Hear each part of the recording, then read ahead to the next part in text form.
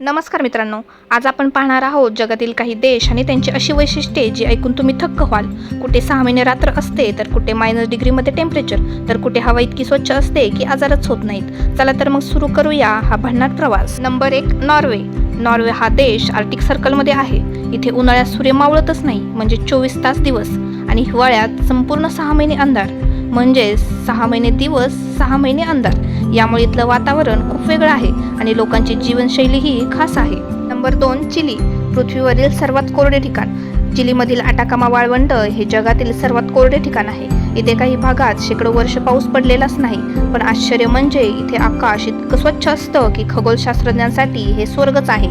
Number 3, Switzerland. Switzerland हा देश त्याच्या स्वच्छ हवेसाठी आणि सुंदर निसर्गासाठी ओळखला जातो.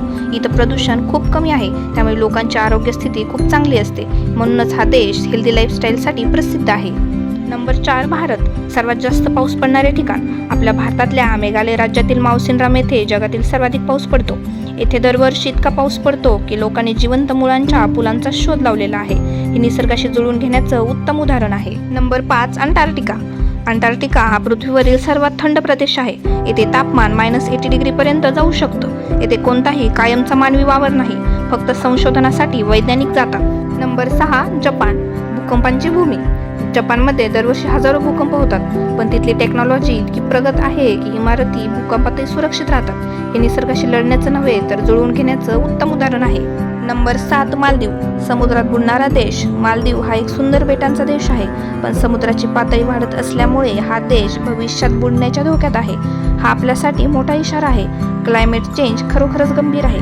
तर मित्रांनो, जगातील प्रत्येक देशाची एक वेगळी ओळख आहे आणि त्यामागे निसर्गाचा मोठा हात आहे. तुम्हाला यातील कोणता देश सर्वात जास्त आवडला कमेंटमध्ये नक्की सांगा. आणि अशाच भन्नाट व्हिडिओसाठी आपल्या चॅनलला लाईक, शेअर आणि सबस्क्राईब करायला विसरू नका. थँक्यू.